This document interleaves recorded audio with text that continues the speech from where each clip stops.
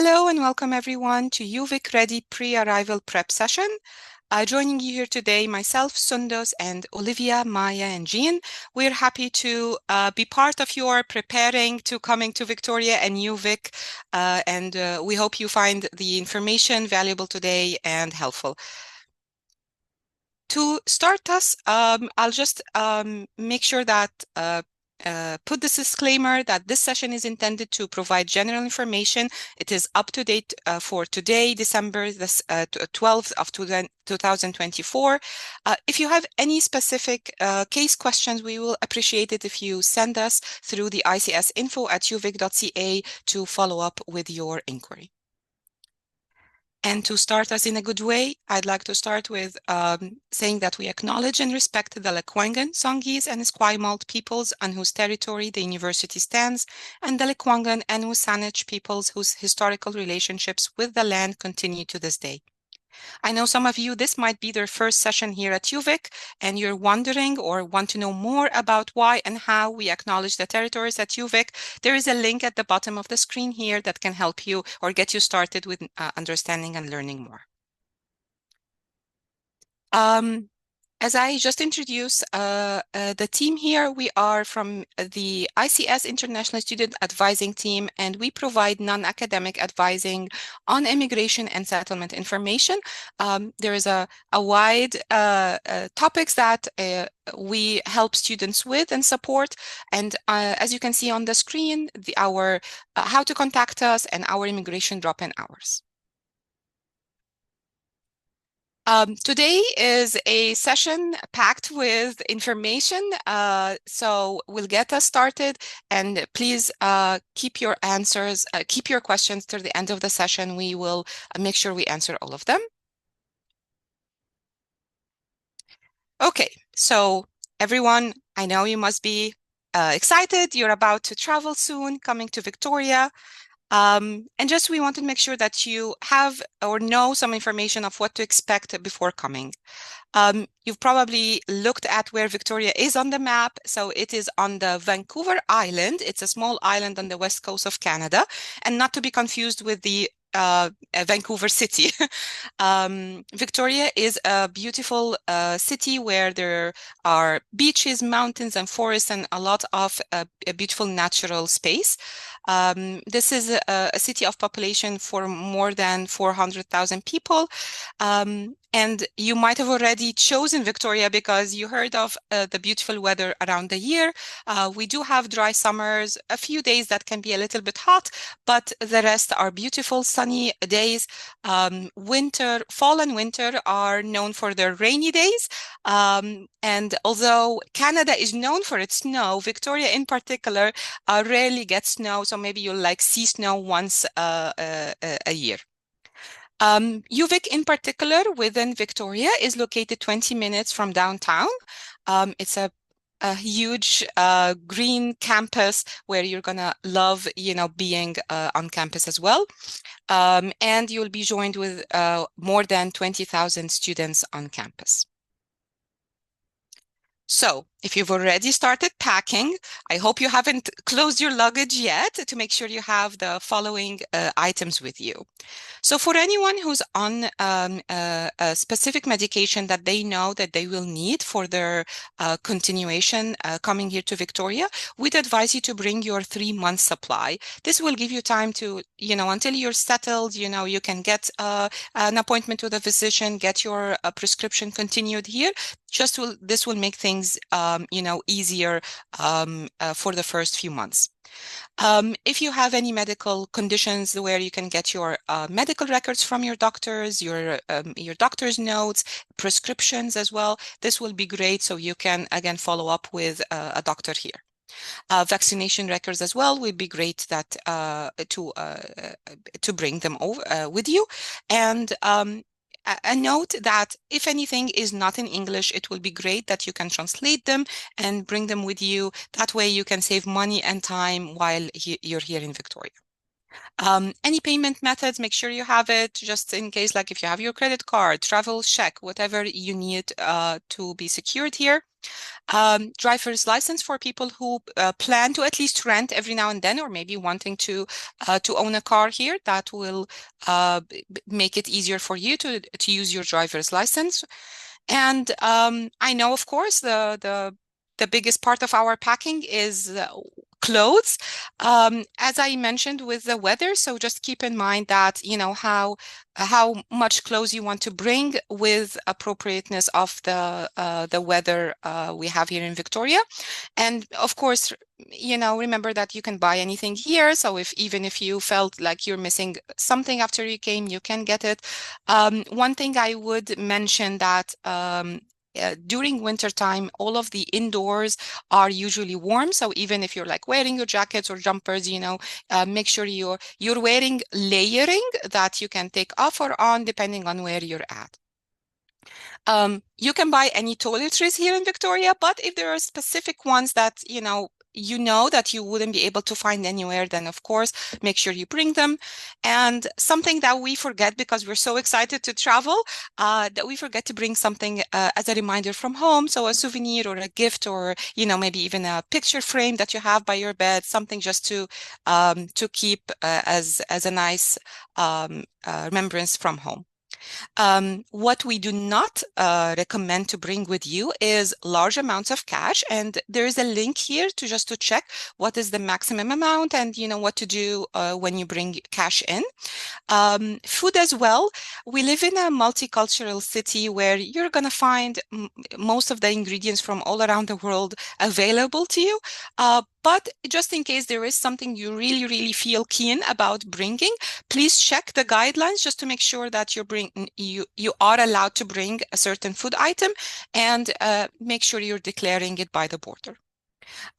We do not recommend bringing general housewares. Again, you know, you can buy things here, and there is like a variety of shops, you know, with different prices. So you wouldn't want to pack, you know, like your silverware or you know bed sheets and things like that, where you can just bring them from here.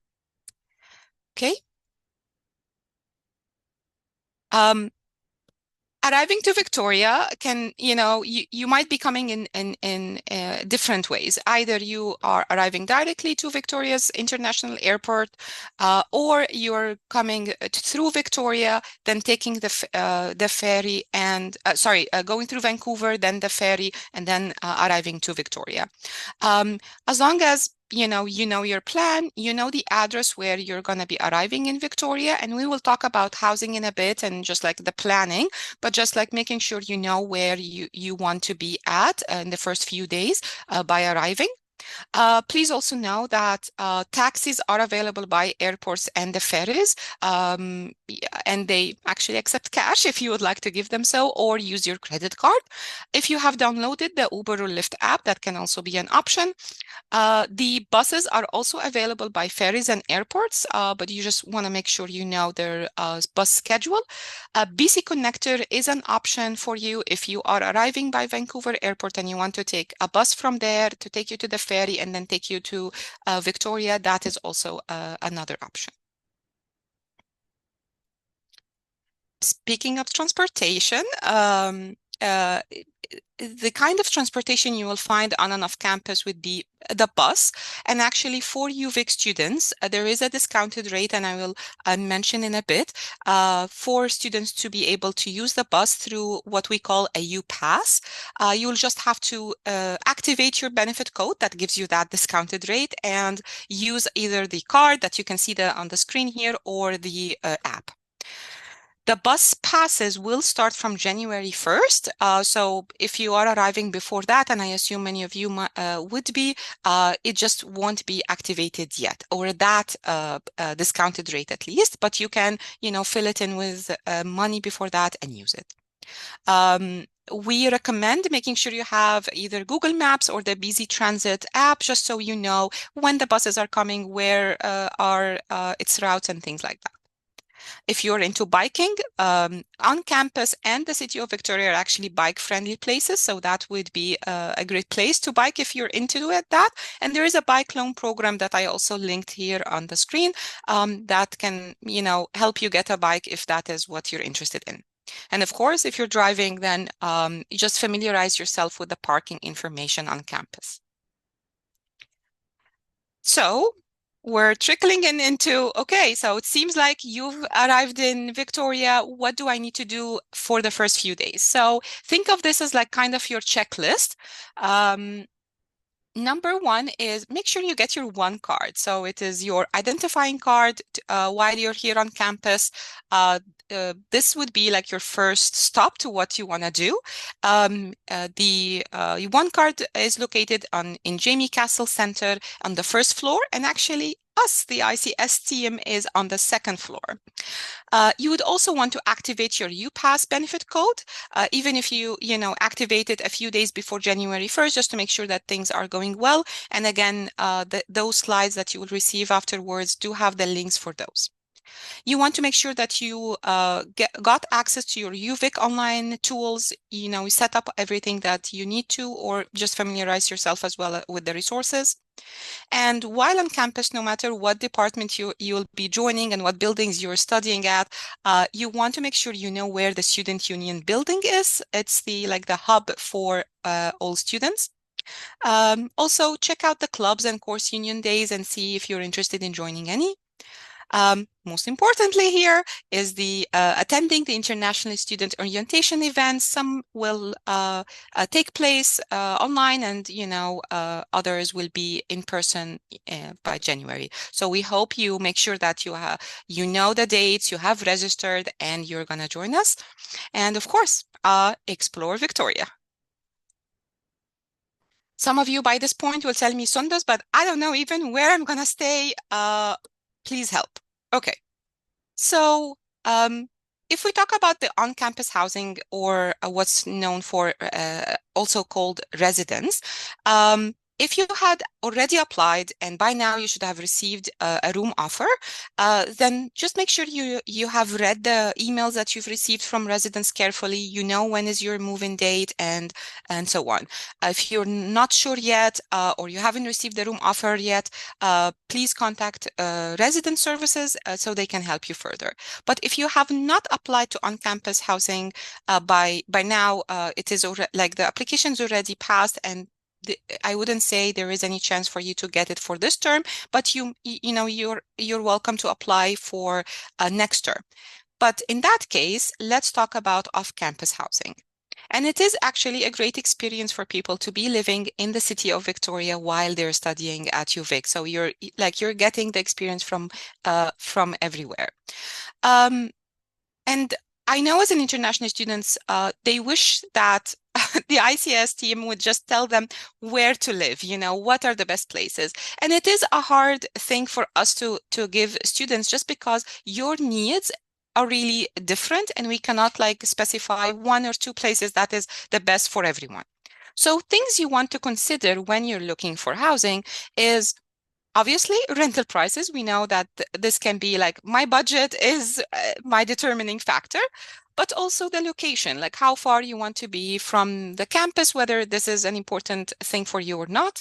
Are there any grocery stores or certain things that I prefer to be close to when it comes to off-campus housing? And of course, what amenities are there with the building or the apartment or the house?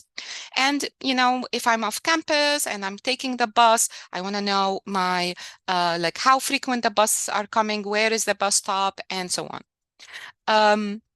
Things also to know or to consider is, do you want to rent an apartment, like maybe a small studio that's just your own, or are you renting in a house, and there are others, or, just sharing a space with roommates? Are you renting from a landlord's home? And each one of those is an implication in the type of tenancy agreement you have.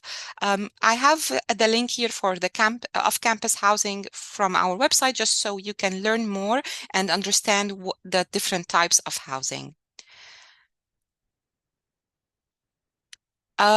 Another consideration that, of course, students would have is like just wanting to know what is the range of the different types of rooms or places to rent. So this is a range. Again, the actual market might differ for different reasons. So this is just something to give you a bit of a guidance. Other thing you want to ask about or check in the ads for the rooms or apartments that you're renting are the utilities and other, expenses that either would be included in the rent or not, and you will need to consider, the price then that or the cost you would be paying additionally. And of course, if you there are deposits with your rent, which is typically a half a month rent that is paid with your signing the lease. Where to look? Some of you've already looked everywhere. They already know these resources, and because they are on our website, but I'm just including them here for reference and make sure that everyone have covered them all and checked them all. So just kind of a quick summary of what to think of when it comes to the application process. So if we are thinking of I'm renting from a landlord, so you're searching, you find potential places that you're interested in, you contact the landlord or again, maybe the housemate who is putting the ad. You want to schedule a viewing, if you like it, you submit the application.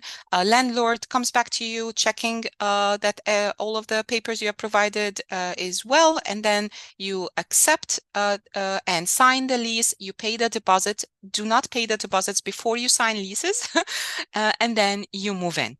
And I'll just refer to the number 3 point here, which is coordinated viewing or visit. We really recommend students to be here in Victoria before they sign a lease. And so if you are in the searching process, make sure you schedule your visits for the first few days while you're here in Victoria. That way you can see the place yourself, and then you can make, an absolute confident decision upon that.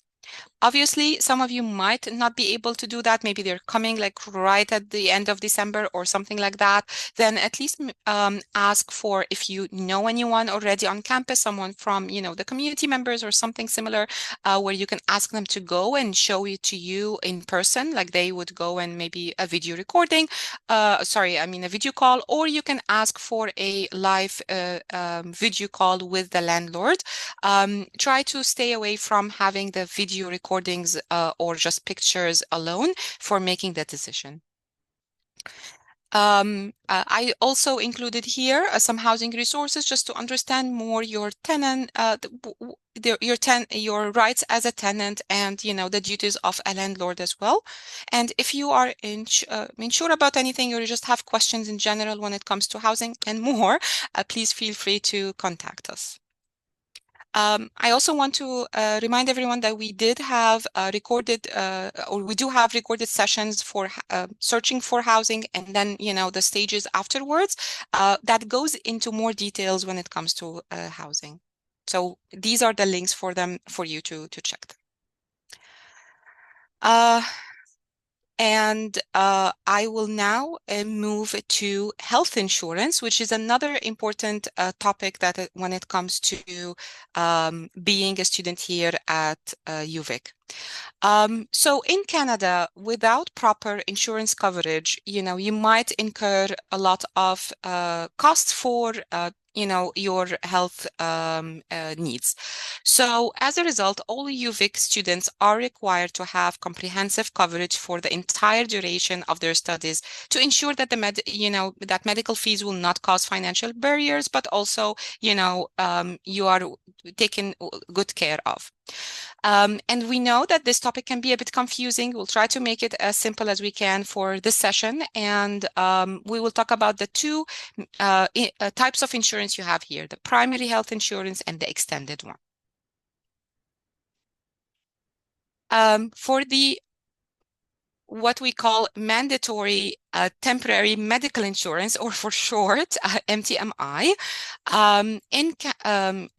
here at UVic, you would usually hear GuardMe at UVic. So GuardMe is the insurance provider that you'll be using. The plan covers you for the basic and emergency required medical services. It does not cover chronic conditions, and if you have any pre-existing conditions as well, we'd recommend you contact us at ICS, and we will just guide you of what to expect from the policy if you do need support. GuardMe covers international students for emergency dental, vision, and prescription medicine as well. So only emergency in these terms. So it does not cover routine dental and vision appointments, for example. Please note that your coverage dates start from January 1st to April 30th. So think about like the first term. But we do have a grace period. So from December 18 to December 31st, because we know some of you will be coming earlier than January 1st, and we want to make sure that you are as well covered. If you are coming before December 18, please do contact us so we can guide you of what to do in that case.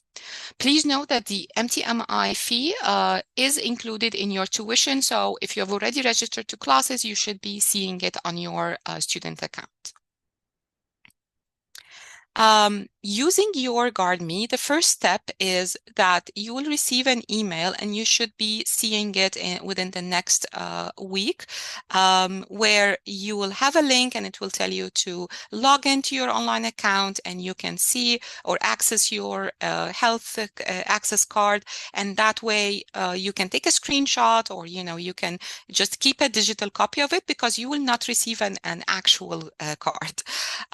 Knowing the policy information on it is more than enough when you are calling to schedule an appointment with a doctor or a clinic. And of course, you need it when you're submitting your claims. When you go and see a doctor, what you will need would be that healthcare access card, a photo ID, and sometimes some places actually accept the one card, but if you have your passport, that's okay too, and a copy of your study permit, just to as a proof that you're also a student, and a copy, not the original one. You don't want to be walking around with it. Now, let's talk about the other primary health care health insurance. As I just mentioned, that the MTMI or GuardMe will be covering you for the first term only. And the reason for this is that we are asking all students who are going to be studying at UVic for 6 months or longer to apply once they are settled, like, you're maybe after the first week or so from you being here, you have your address, you started classes and you feel settled in, then you would apply right away to what is called British Columbia's Medical Services Plan, or BCMSP for short. This is mandatory for everyone who will be considered as a resident. And again, if you're staying here for more than 6 months, that applies to you, even with your obviously study permit.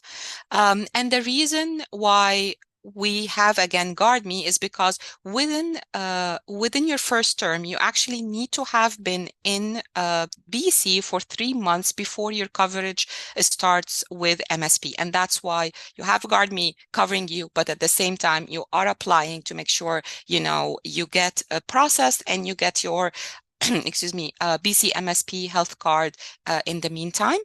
There is an international student health fee, which is $75 per month. And this is not through your tuition at UVic. This will be paid directly to BC's, revenue services. And you would do this you will receive invoice by mail, and, all of your account information on how to pay will be included in there.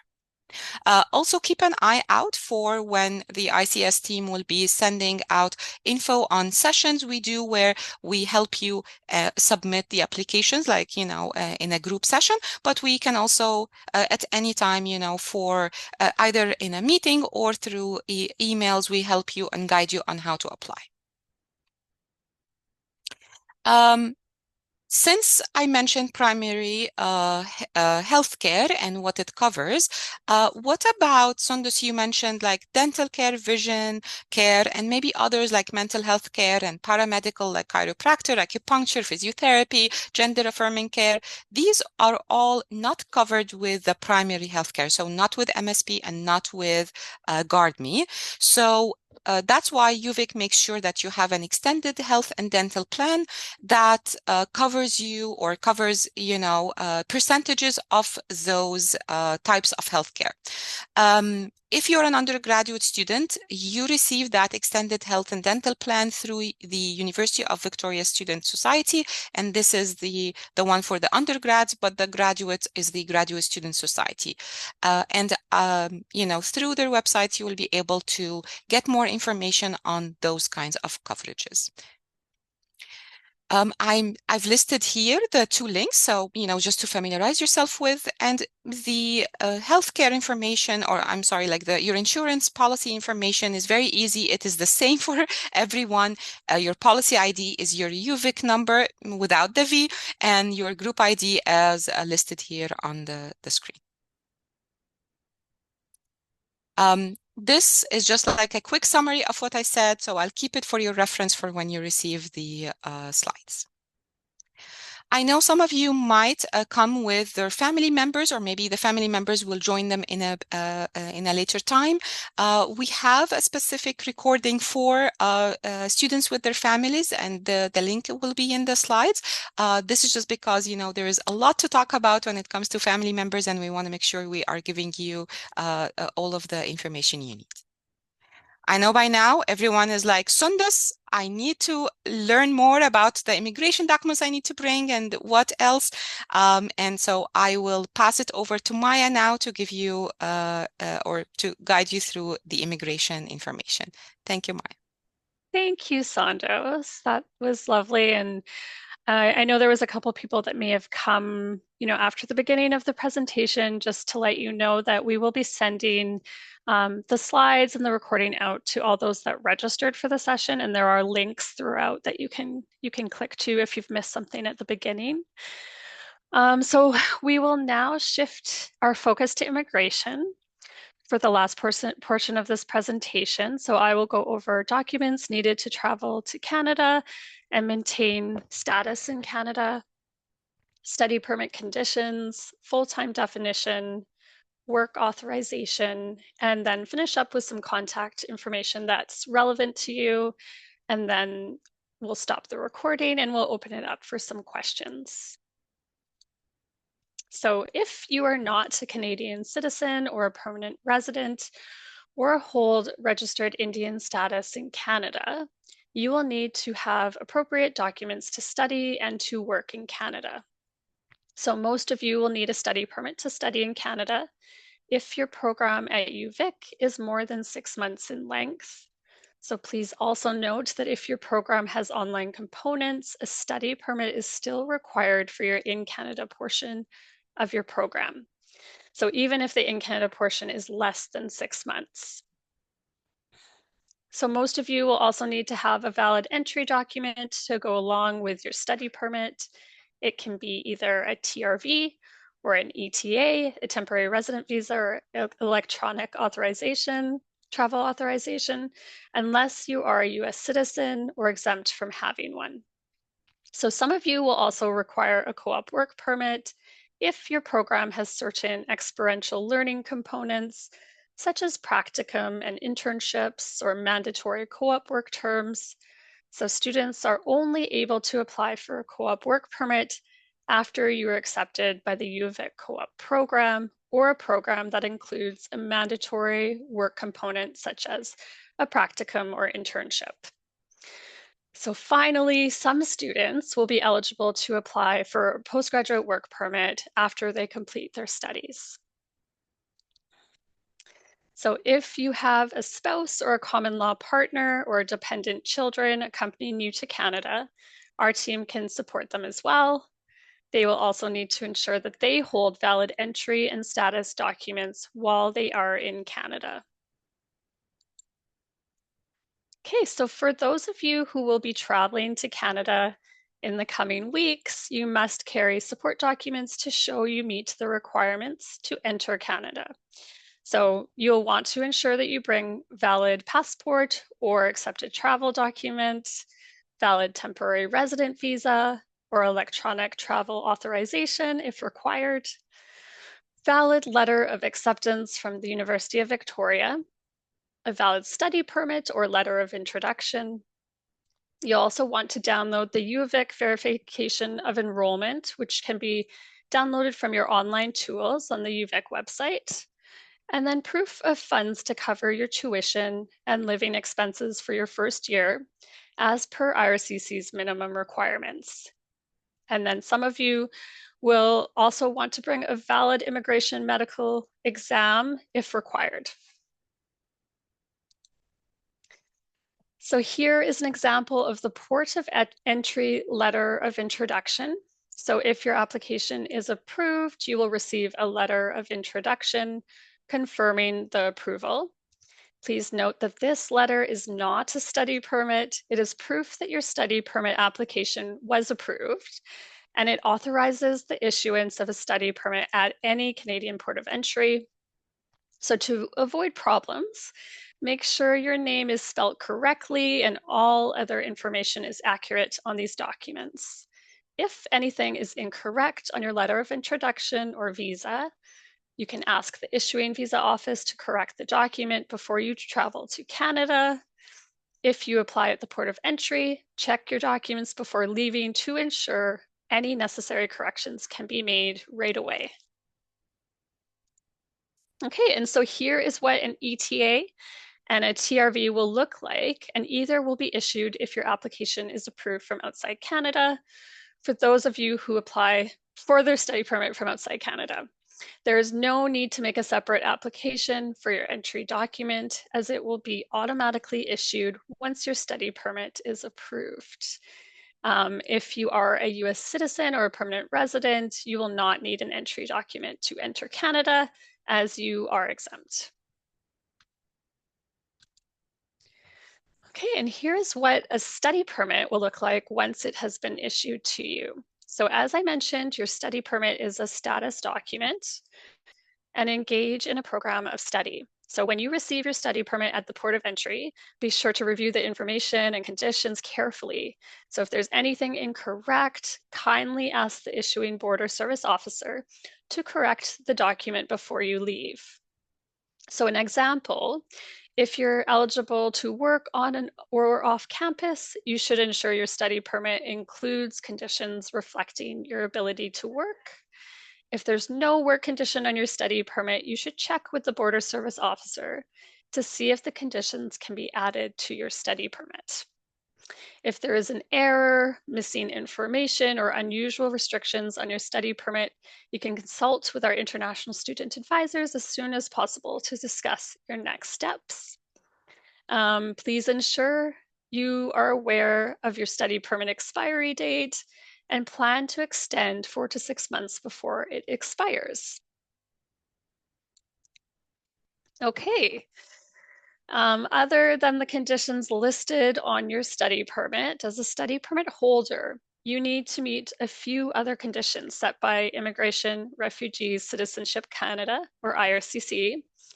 If you don't meet these conditions, you may lose your student status and study permit. So you may also have to leave Canada due to non-compliance. So it's very serious that you understand your conditions. So first of all, you must be enrolled at a designated learning institution, also known as a DLI. University of Victoria is one of those. Apply for a new study permit to change post-secondary institutions. Stop your studies when you no longer meet the study permit conditions, and leave Canada when your study permit expires, or apply for another status to keep remaining in Canada. So finally, you must also show that you are actively pursuing your studies. You may meet the condition by being enrolled full-time or part-time for each of your regular academic sessions, except for regularly scheduled breaks or authorized leaves. So please note that you can choose to take part or full-time courses and still be considered meeting the active enrollment condition for holding a study permit. However, being a part-time student may impact your work eligibility during your studies, as well as your eligibility for postgraduate work permit. So that is, if you study permit time, if you study part-time, you will not be allowed to work based on the study permit work authorization, and you will not meet the eligibility requirements for postgraduate work permit after you complete your studies. So you can also see detailed study permit conditions on the IRCC website. Okay, so as of November 8th, 2024, you must be enrolled at the designated learning institution named on your study permit. So if you applied for your current study permit with a letter of acceptance from another institution and did not submit a DLI change to IRCC before November 8th, you will need to apply for a new study permit to attend UVic. So as part of the application, you must include a letter explaining why you're changing schools. So you should submit this application as soon as possible. There has been an update from IRCC for students starting in spring 2025. If your current valid study permit does not name another DLI, so may say something like BC institutions, you may be eligible to start at UVic while you wait for your new study permit. So one of the requirements is that you have applied for your new study permit using UVic admission documents. If your study permit names another DLI and you do not receive your new study permit in time to start in January, you will need to change your entry point. So you can contact your admissions officer or your graduate secretary to discuss your options, and definitely getting in touch with our office if this is the case. So as part of your application, as I mentioned before, you must include a letter of explanation. And there is a link on here where it brings you to IRCC website. Okay, so in order to legally work on or off campus using your study permit and to be eligible for PGWP, you must be enrolled full-time at UVic. So part-time enrollment will mean that you are not eligible to work on and off campus from the date when you drop to a part-time course load and until you resume full-time enrollment at UVic. At UVic, in most cases, we refer to the full-time definition in the academic calendar when assessing whether a student meets immigration program requirements and conditions. So however, if you're registered with the Center for Accessible Learning, you should contact your CAL advisor for your full-time definition. The full-time studies requirement is used for scholarships, bursaries, student loans, and external funding providers may differ from the UVic calendar full-time definitions as well. So please note, full-time definitions are different for undergraduate students and graduate students. And we do have a link on this slide for both of those definitions in the academic calendar. Okay, so we'll start with the undergraduate definition. The full-time definition for undergraduate students is being registered in 12 or more units of study in the winter session, so that's September to April, or 6 or more units in a single winter session term, so either fall or spring, or in the summer. Session can be full-time, can also be considered full-time. So registration in co-op work term also constitutes full-time attendance. As an example of being registered full-time for the winter session, September to April, assuming each of your courses is worth 1.5 units, you can take 5 courses in the fall and 3 courses in the spring term to meet your full-time definition. Your other option would be to take 4 courses in the fall term and then another 4 courses in the spring term. It is important to note that not all courses is 1.5 units, so please be mindful when planning. If you are an undergraduate student, please consult with your academic advisor about scheduled breaks. If you are unsure or have concerns about program planning, if the summer session is not a scheduled break for your program, you must maintain full-time enrollment year-round to be eligible for PGWP. Okay, and now we will move on to the full-time definition for graduate students.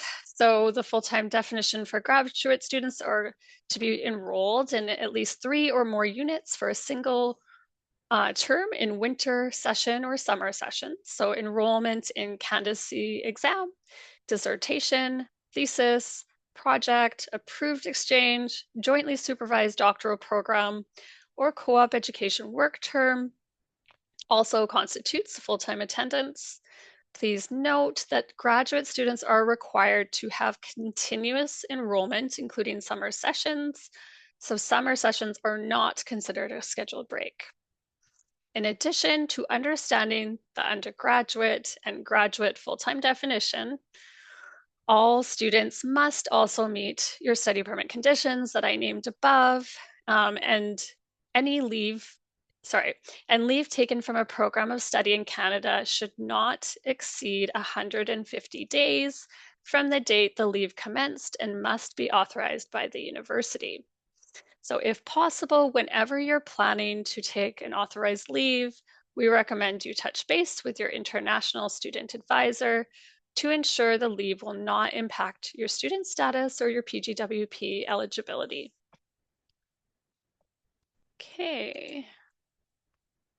So as mentioned earlier, your study permit may allow you to gain valuable paid or unpaid work experience in Canada without having an additional work permit while you study in Canada if you meet the enrollment and working hours conditions. So your study permit work authorization will start when you commence your program at UVic.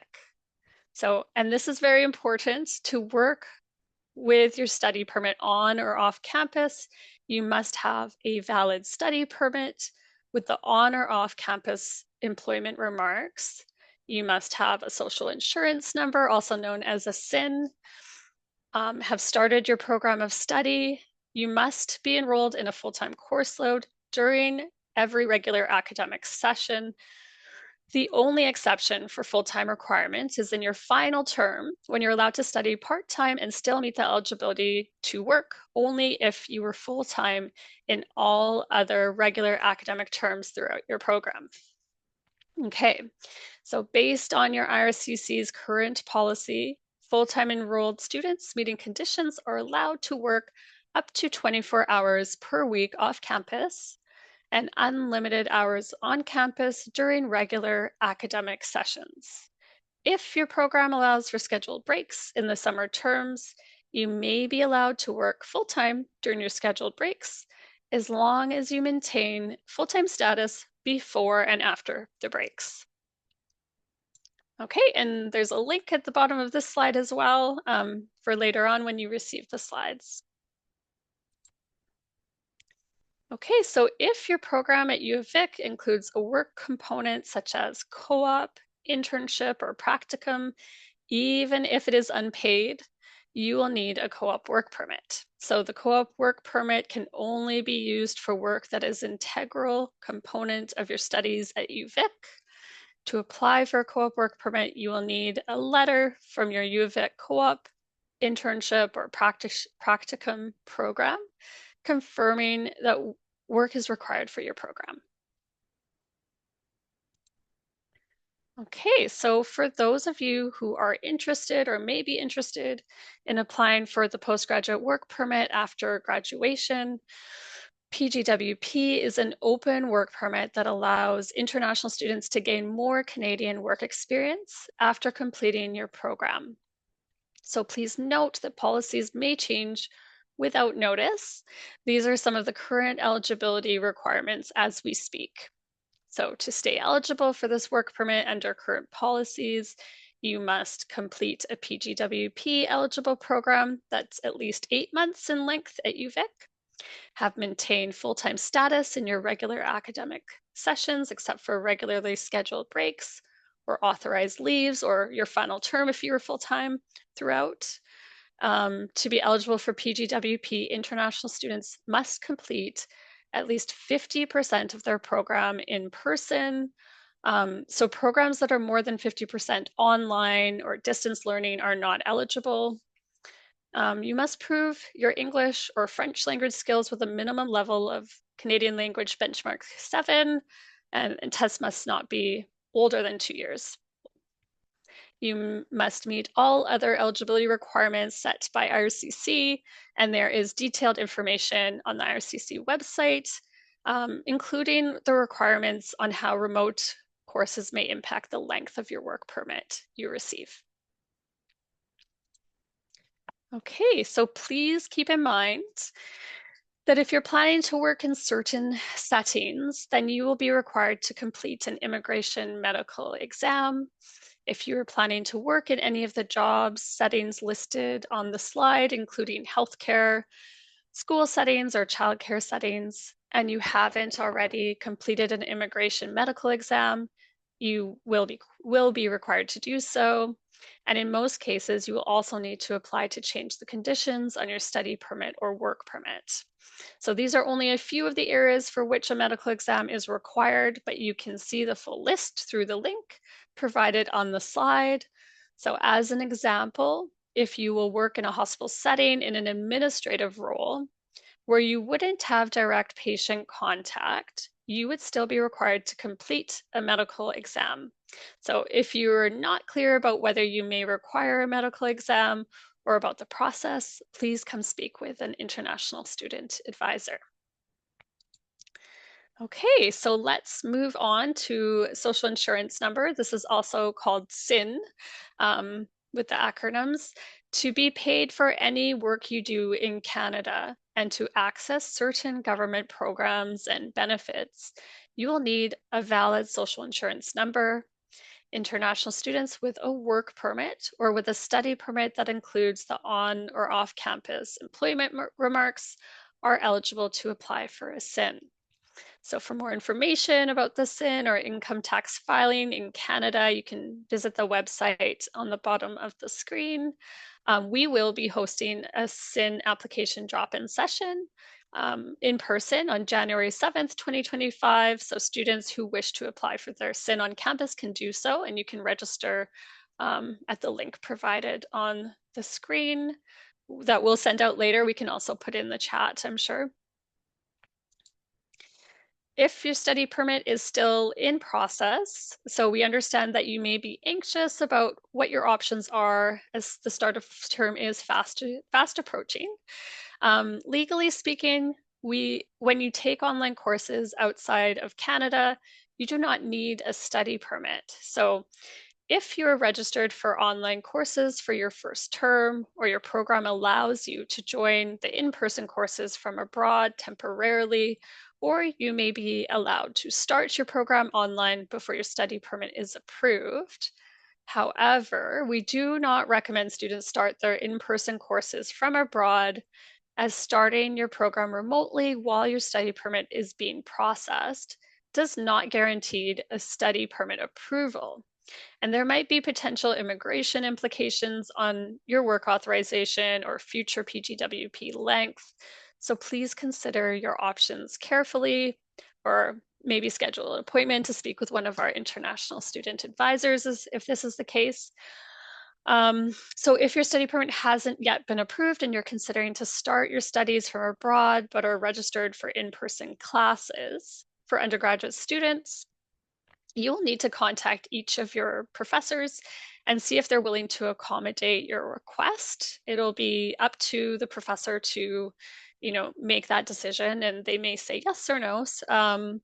If you're a graduate student, you should contact the graduate secretary or academic advisor in your academic department to discuss your options.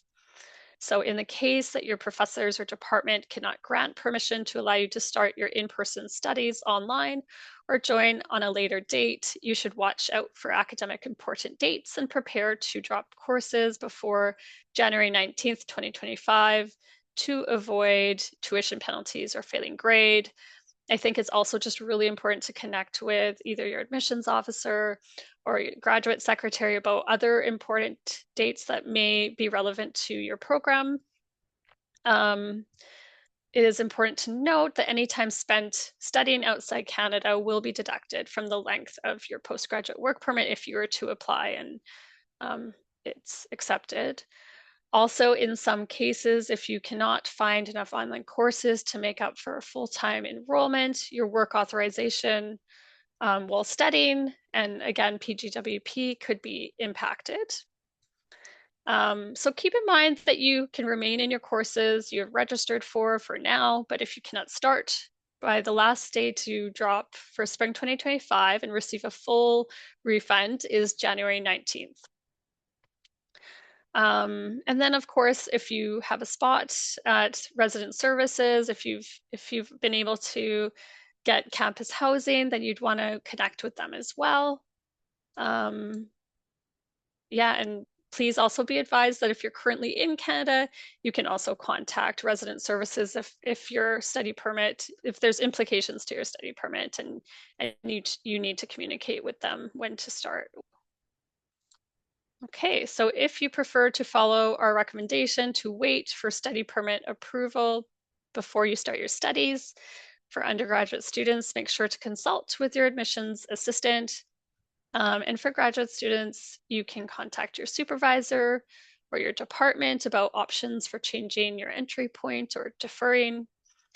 And then, of course, if you need help with program planning, or please contact your academic advisor, or for graduate students, please contact your graduate advisor or graduate secretary.